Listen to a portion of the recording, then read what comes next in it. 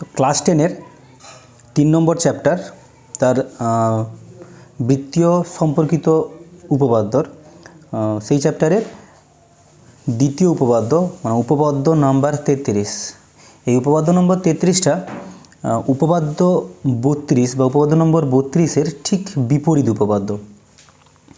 তো আগে ওই উপপাদ্যটা যদি করা হয় তাহলে এই উপপাদ্যটা করা যাবে, বা ওইটা উপপাদ্যটা ওইটা করলে এটা অনেকটা সোজা লাগবে। তো উপপাদ্য 33টা কী আছে?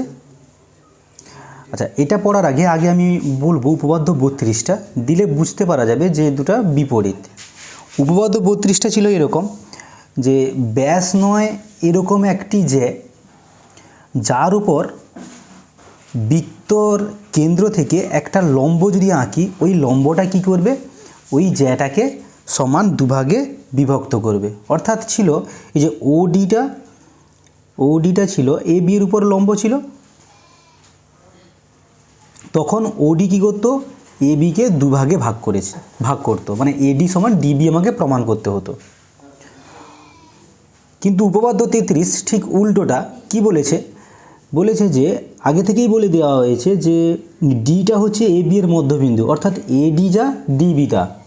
আমাকে প্রমাণ করতে হবে কি, এই যে ওডি সরলরেখাটা, এই ওডি সরলরেখাটা এ বি জ্যায়ের উপরে লম্ব, মানে এই কোণটা 90 ডিগ্রি বা সমান আমাকে দেখাতে হবে।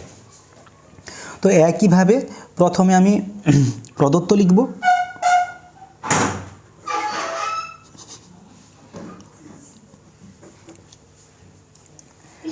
সেই ও কেন্দ্রীয় বৃত্ত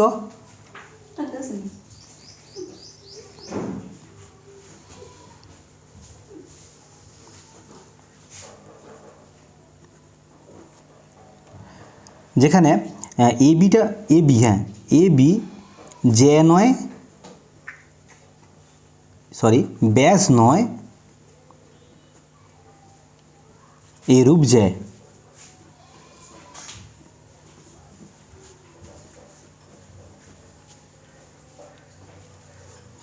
এবার কেন্দ্র থেকে একটি সরলরেখা ওডি অঙ্কন করলাম, বা ওডি কেন্দ্র থেকে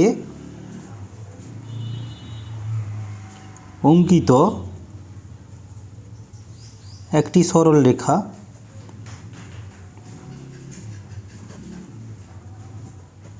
ওডি এই এ বি জ্যাকে ডি বিন্দুতে সমদ্বিখণ্ডিত করেছে।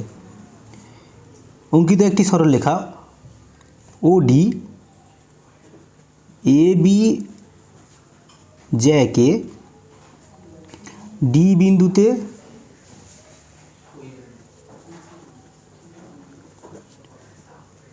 সমদ্বিখণ্ডিত করেছে। ঠিক আছে, এটা প্রদত্ত হয়ে গেল, এটা দেওয়া আছে। এটা এবার আমাকে কি করতে হবে, কি প্রমাণ করতে হবে বলতে হবে। তাহলে কি প্রমাণ করতে হবে?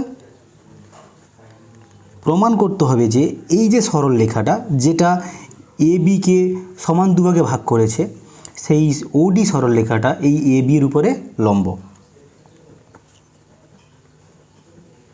তাহলে প্রমাণ করতে হবে ওডি লম্ব এ বি। আচ্ছা, এই চিহ্নটা হচ্ছে লম্ব, মানে ওডি সরলরেখাটা এ বির উপরে লম্ব, সেটা এই চিহ্ন দিয়ে প্রকাশ করা হয়। নেক্সট অঙ্কন, আগের উপপাদ্যের মতনই একই অঙ্কন হবে।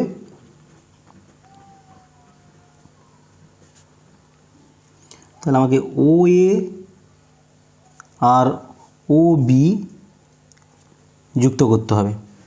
ও এ এবং ও বি যুক্ত করলাম। প্রমাণ ঠিক একইভাবে আগের মতনই প্রমাণ করব। সেখানে যেরকম প্রমাণ করেছিলাম এই দুটো ত্রিভুজ সর্বসম, ঠিক একইভাবে এই দুটো ত্রিভুজ সর্বসম প্রমাণ করাতে হবে। আর প্রমাণ করা হলে এই দুটো কোণ অনুরূপ কোণ সমান দেখালে আমার উপপাদ্যটা প্রমাণিত হবে। তো প্রমাণ,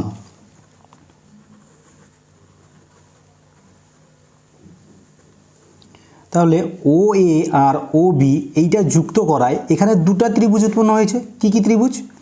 ও এ ডি এবং ও বি ডি। তাহলে ত্রিভুজ ও এ ডি এবং ত্রিভুজ ও বিডি এর ক্ষেত্রে সর্বসম প্রমাণ করতে হলে আমাকে তিনটা একই ধর্ম আছে এরকম দেখাতে হবে।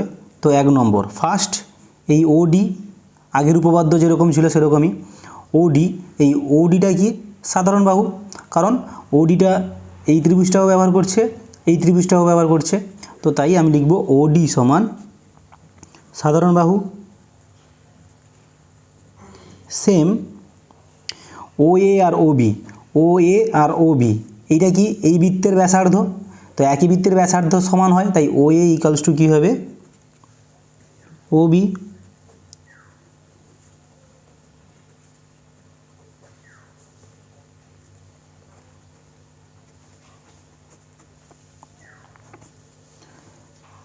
তিন নম্বর, তো প্রদত্তই বলা আছে যে এডি যা বিডি তা, তাই এখানে লিখবো তাহলে এডি সমান বিডি, বিডি। তাহলে আমার তিনটা শর্ত দিয়ে দিয়েছি, তাহলে এই দুটো ত্রিভুজ কী হবে পরস্পর সর্বসম হবে। তাহলে অতএব ত্রিভুজ ও এডি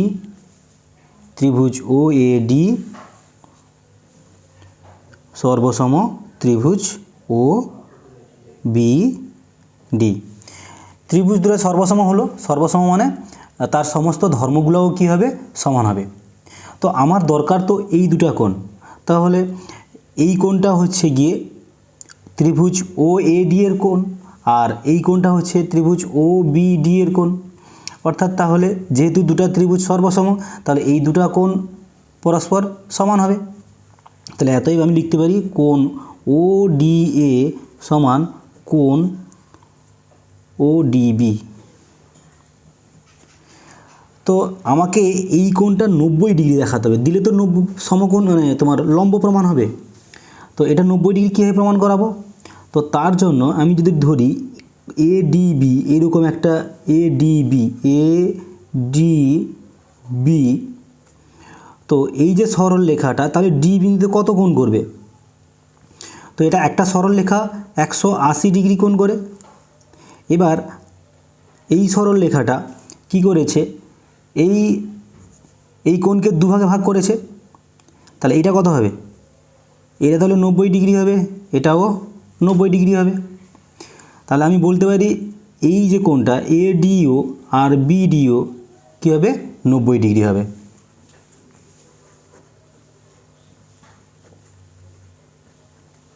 তাহলে যেহেতু কি লিখব, যেহেতু কোণ এ ডি বি সমান 180 ডিগ্রি, তাহলে অতএব আমার উপপাদ্যটা প্রমাণিত হলো।